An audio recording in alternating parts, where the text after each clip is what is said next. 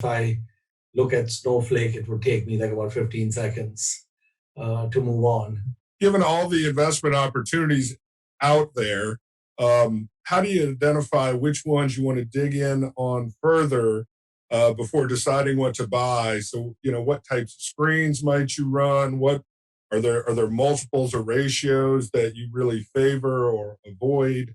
How do you go from this huge universe of stocks to the ones you're actually going to spend your time on? Yeah, that's a good question. And well, there are a number of different ways one can go about it, a number of different ways I go about it.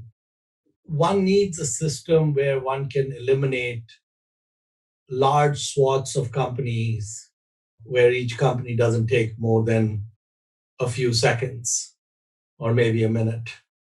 So when I look at a business, the first question that's going through my head is it within my circle of competence?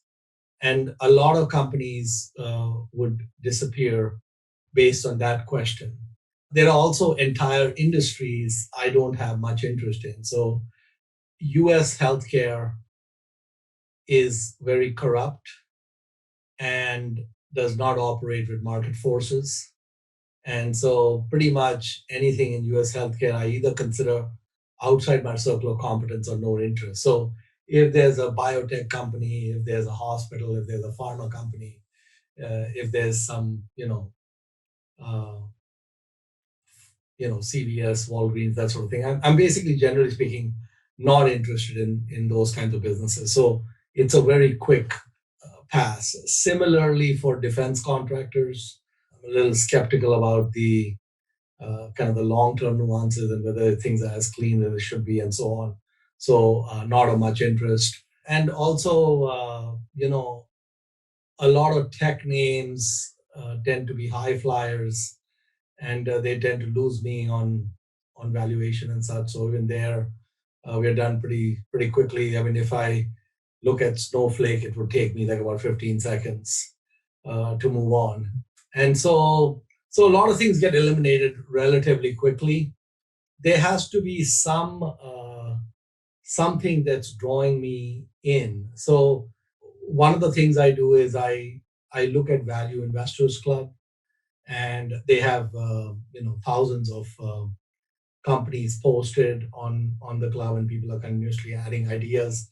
Generally, that is a somewhat filtered list because there's a lot of restrictions on who can post ideas and the rules thereof. So it's a good place to go hunting. It's also a very good place to learn because many of the write-ups and then the comments are very insightful.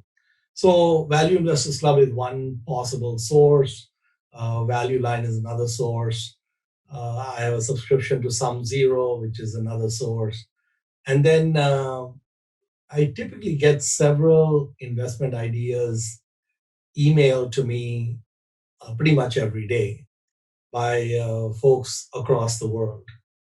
And I look at those as well. And again, many of those may not fit for a variety of reasons. But when you go through all of this, some ideas and some companies stick out, and then I'll spend more time on them. The objective when I'm looking at a business is to, as quickly as possible, say no and move on. So if I can say no in 15 seconds, that's great. In some cases, it might take a minute. In some cases, it might go to 15 minutes. And then I might say no. In some cases, it might go to a few days.